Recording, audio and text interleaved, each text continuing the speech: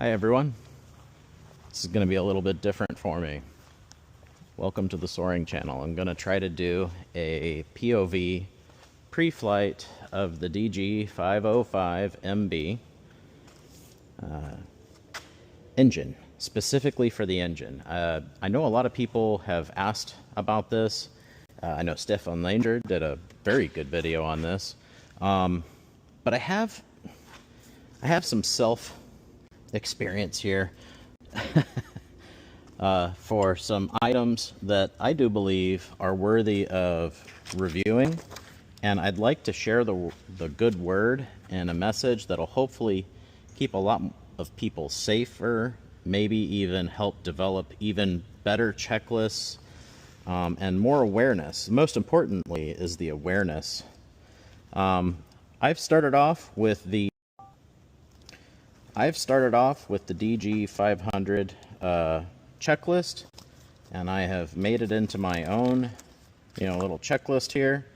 Got all my pre-flight items here, and we're up to the engine portion of this pre-flight, where we're actually checking the engine itself. So, fuel cutoff open.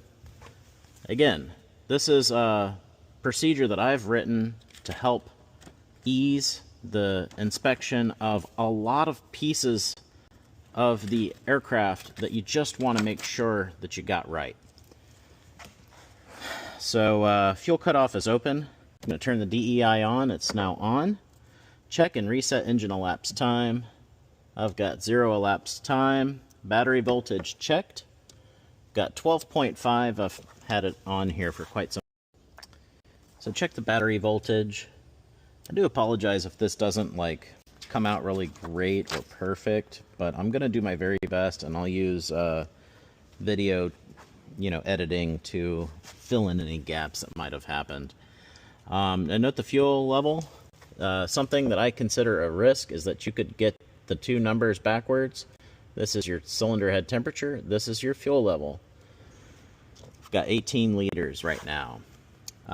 It burns about 1.5 gallons or 6 liters per 15-minute launch. And I don't self-launch with less than 12 liters indicated. That's just my personal limit. So now, first step. You hear a great big crash. Use the override to just barely open the engine bay doors. And that does a few things. That activates our headsets. So if you have your VHF on, you can now check your headsets. And I just heard both of the headsets go live, use your intercom and everything like that. So then we go to the firewall. All right, I got a phone call. So I'm just getting used to using these POV glasses. So we're gonna go over to the firewall. We've popped our engine bay doors. We're gonna come around and check the firewall. We're going to check the EGT and DEI cannon plugs, make sure that they're all secure. We're going to check the fuel lines, coolant pump and hoses, and extension boot condition, and shaft greased. So I've already done this. I'm just going over it again for you, so that way you see this. I don't have my handheld light right now, but you got your coolant hoses here. So you want to make sure that they're supple. Make sure that they do not bump into the starter ring gear, because these teeth will come around, and if the hose is not mounted properly, that can bump into it and cause a failure. Your pump is down here. These are my fuel lines. I'm experimental category, so I can get a little bit of leeway there. You've got these fuel lines. You got 2 DEI cannon plugs. I've got one for the front and the rear marked. And then that's the DEI cannon plug as well. So those look good. We're going to look at the starter ring gear as well. So the ring gear looks good. This shaft is greased. And we want to check that our paint marks are all perfect. Then we want to check the belt. The belt condition is perfect. This belt has, I think, 8 hours on it. We check the rollers. I modified my covers here so that way I can check these rollers as well. I don't have to do it only once every 25 hours. And then of course I check up here, and I check this is lined up as well.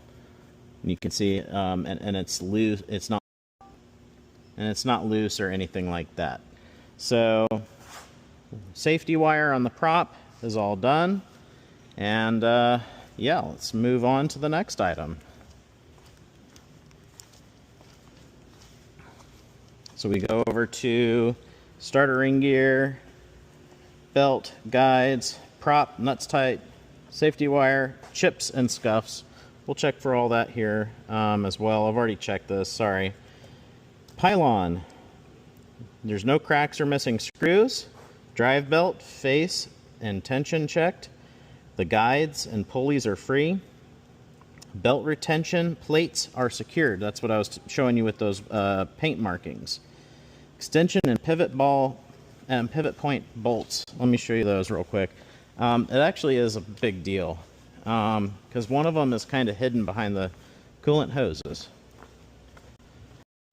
So this guy here, you don't want it to back out, obviously, but you don't want this one, and you definitely don't want the one that's under here to back out either. So I don't want to muscle it around too much, but I can check it in my lighting for the video sake. I'm not going to be able to do that. So that one's kind of hidden, so just watch out for that.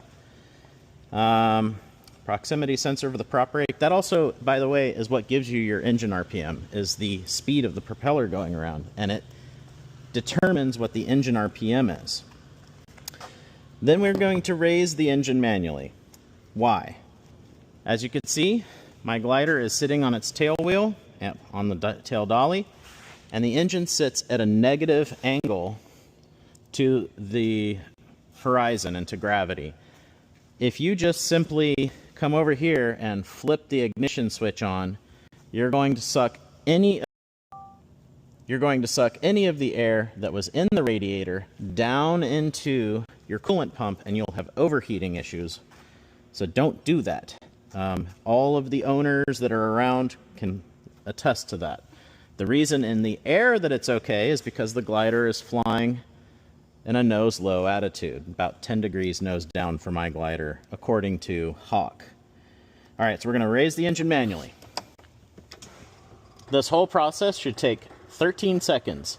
I've timed it, and that's with obviously a good set of batteries. And there we go. Mine is basically 12 seconds, and that's going to be about typical. So then we're going to turn the ignition on. Now, one thing that I would recommend is that you take note of this. This is a very specific process that I've got here. If you're going to follow my process, that's fine. Please, you've got to do this at your own risk. I could be missing stuff. I used the DG manuals to get started, but here we go. Turn the ignition switch on. So the engine is up. All of the bubbles that are in the radiator are now at the top where they belong, and they won't get sucked into your water pump. That's the sound you don't want to hear. If you hear that sound, it means your fuel is closed. Now, the reason mine is making that sound, now listen to that. Okay, so very, very distinct sound. It's a facet pump, and you should hear a very smooth sound. The other sound that you hear, the ooh, that's your coolant pump right back here. Now, the reason my glider was making that sound is because I had my engine preserved. So the engine was without any fuel, and I had actually pumped it completely dry and drained it from the sump. All right, so now we're going to turn the ignition on. Listen to fuel pump pressure build, bubbles in the cooling system. So you go to the engine, go to all these cooling hoses, and listen. Put your ear up to it to a degree, and listen for the sound of, you know, that sound of bubbles going through those hoses. You don't want to hear that sound. I do not hear that sound at all. It's a bad sound. Okay. Then you're going to press the fuel pump test to hear the coolant bubbles even more clearly. So now all you should hear is the coolant pump running right now. Okay. Now we're going to go over to the check the fuel. The fuel filter is right here. You can see the fuel flowing through. All right. And you'd obviously want to make sure that it's clean and looking good there, which it is.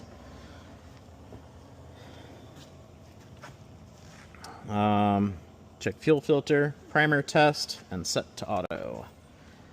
Some people don't use a primer at all. My experience has not, I have not backfired a single time, but I've got a manual primer as well, so I don't know if maybe that's part of what it is. My fuel lines were just dry, so I'm going to give it 15 seconds, and you can hear the little click of the solenoid. Gave it about 5 seconds there. I'm just letting the air purge out of the primer. Primer test. Set to auto. That's right here. If you don't have the primer set to auto when you're in the air, you might not get your engine to start, just so you know. All right, so now, from this condition, if I just turn the ignition switch off by lowering it past the gate to the off position, the engine's just going to retract. And this is what I was talking about with following my procedure or doing it. You know, there's no real, this is not some fancy procedure. DEI, master switch. I turn that off first. I put the red override cover down, and then the ignition switch off. Now that has just canceled out all the logic. All right, bay door rods and rings. There's a couple of things that have downed me to where I couldn't go flying, and it's as simple as a little key ring chain, like literally something off your keys. So there's 2 sets of key rings, and it's on these springs. There's one here, and there's one here, and there's one on the other side as well. So just check those both. And then you want to check the rods that are below them on either side. And then you want to check the rods that come up to the bay doors here and make sure that they're secure. That is my lovely family hanging out with me while I horse around with airplanes. Gotta love it. So we're going to go to the exhaust system. There's quite a bit. This is an articulating exhaust. This muffler lowers down with this gas strut when this lifting cable is not pulling on it. And like I was mentioning bungee cords, this is totally acceptable because its job is to keep this cable from getting caught here when the engine is articulating. All right, so that's the lifting cable, the strut, the springs, the coupler snugged up. That's good. You put, I think it's 12 newtons. It's in the maintenance. I'll be honest, I forget how much weight it is that you apply. I don't have it in front of me. So check the manifold, gasket, and bolts. So I'm checking the bolts that they're all lined up. These gaskets right here, make sure that I don't see any burn marks whatsoever, which I do not, which is wonderful.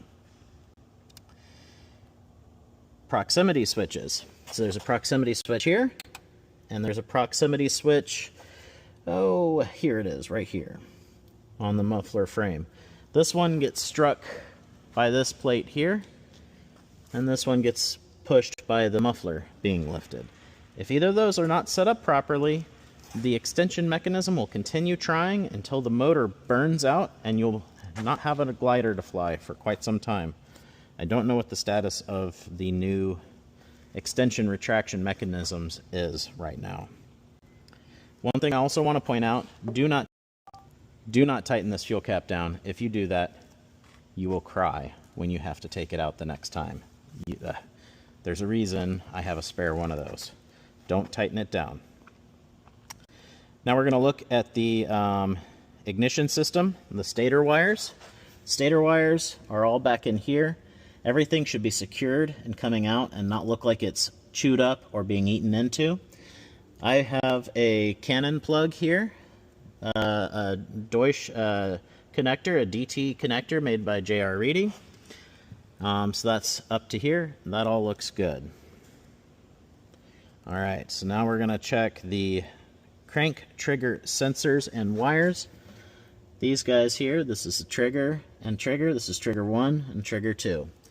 It sees this little nub go by, and the reluctance of that gives you your ignition off of these two ignition boxes.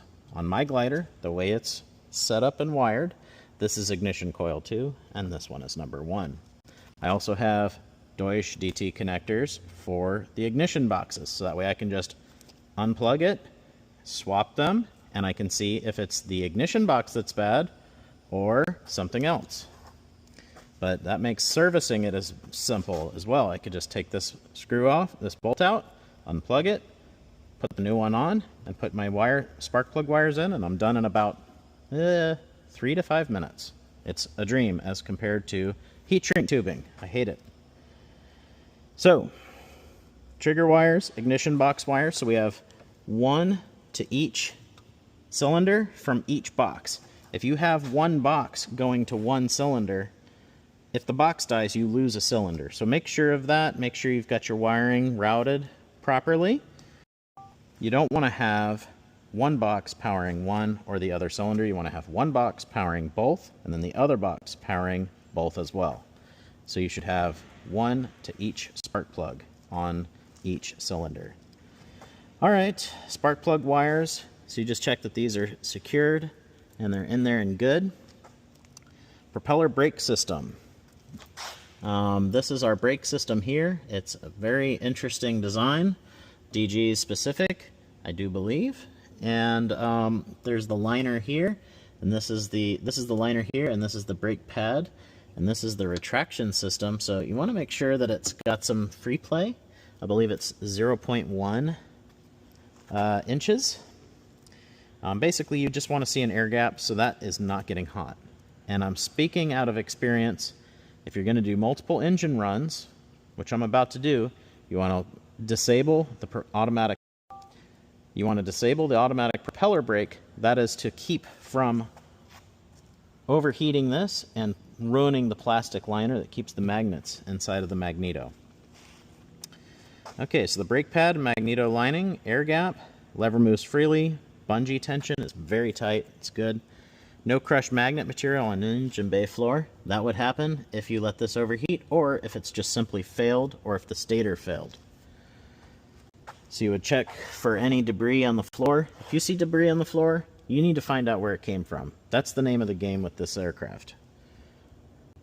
No crushed magnet material on the engine bay floor. Brake servo is right here. It's literally just a giant RC servo, and you make sure that it's connected and looks good.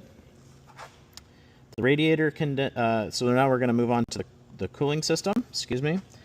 Leaks, hoses, plush. So we want to make sure that these hoses are sufficiently soft that they're not going to crack. You don't want them to collapse though under suction. They're sufficiently plush, but also very firm. There's several points here. There's also one down there. You want to check them all now that the engine's up. Gaskets, top and side of head not leaking. So you're just checking that the head's not leaking. If you see, like I'm using blue coolant. I'm using what's recommended by the manufacturer. It's just my own stuff that I can get here. You want to make sure that it's not, you don't see blue stains if that's the color that you have. This is the bleeder port. So as long as that's what you see and you know the reason for it. For example, I found a leak here and I had to seal it. Even though it had a gasket, the machining marks were letting the coolant leak out. So I had to seal it with gasket maker. So we check for coolant leaks all the way around the engine. There's also these ports down here on the side. You want to check that they're not wet or stained. The cylinder head temperature sensor wire is right here. This is what indicates for both cylinders.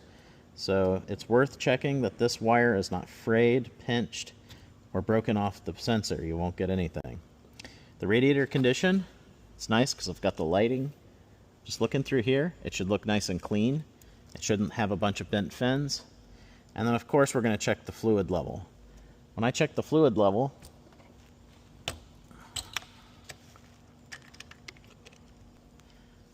use my pinky,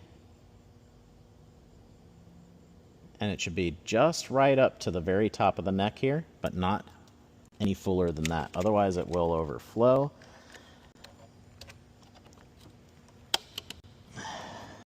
I have an overflow hose as well, and I'm using it in a sort of a way like an expansion tank. So this is it here, and it looks good. Not leaking, doesn't have anything in it. Intake system, I'm going to come around to the other side here. Carb adjustment marks, you're going to have to just check this yourself. They're very difficult to see, and your carburetor is going to be different. And mine has low and high speed. These twisties here, and these guys here, high and low. Throttle cable is secure. I'm going to check the throttle cable here, and there's a spline here that links the two together, so I've got a custom little thing going on there to help secure that and make it tight. Nuts securing it to the head. I can't show you these, but here's one. The fuel system, hoses at the firewall, pylon, splitters, and carb. So we're just checking that all of these are tight, okay, and you're going to make sure that all of these are on. If they're not, you could have a really bad day and burn, and you don't want to have a fire after takeoff. It might even cause the engine to fail, and it's just not a good day if that happens. So check those very thoroughly. I've already checked mine. Then the starting system. For your starter, there's a boot, and you want to just make sure that the cable to it and this grounding strap to the block is all secure. I was not able to start one day because the little connector that was in here had failed. So, you know, these are just little silly failure points. Now, engine overall review. No obvious head gasket leak. No obvious head gasket leaks. You're going to check here. Just make sure that you don't see anything leaking from the sides of the cylinders. And honestly, it looks really good. Let's go around to the other side. I want you to see where a little bit better. So this is the marks here, or where the gaskets are. Everything is in really great condition. All right. Now, no crank slack or binding or knock sounds. Now, what do I mean by that? My engine failure that I had, if you've seen my video, the two halves of the cylinders broke from each other. The crankshaft that connects the two broke. And I had, if I hold the prop, I could go like this, and there was noise, and there was slop. I was holding the propeller still, and I moved this, and unfortunately, I didn't know that that wasn't normal. There was slop in between the two cylinders, and I didn't understand, and there's no guidance from DG that that was not acceptable. So, and it was new to me, so I didn't know any better. So check that. So binding or knock sounds. The binding sounds, that would be when you turn the engine over 4 times in the direction of operation. You want to check that you don't hear any sound, any crunching sounds coming from here, okay? All right, so you turn the prop over 4 times, and that's also going to help prime it. Now, I've got a whole set of things that I want to talk about as far as briefing with an aero tow or a self-launch with this glider. I do believe that there are some very silly things that you can do that are just so simple and that will make you safer. I'll go into that in another video very shortly. But right now, I'm hoping to get this glider ready, I hate to say it, for a new buyer. Hope you enjoyed the video. Be safe out there, guys. Again, Carter? You left the canopy open. That's a very big no-no. Yes. I shall be flogged for leaving my canopy open. All right. Carter Grayson. Oh, jeez. Go stand at the wing spars, okay? Your only job is not to make the aircraft not move, but to keep it from rotating, okay? Because it's chalked, so just make sure that it doesn't turn, okay? It's going to pitch over when I run the engine, but that's it. All right. Do we need to hold it up? No, I just want you to keep Right. it on the wing stand. That's the only thing I need you to do. Can you stick that in your pocket or something? Yeah, sure. Thanks. All right. Let's do an engine run, shall we?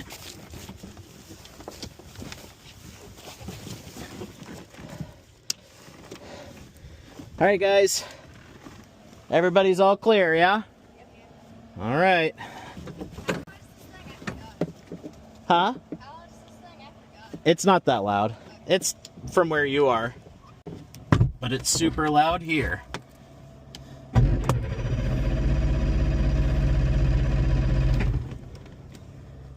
All right.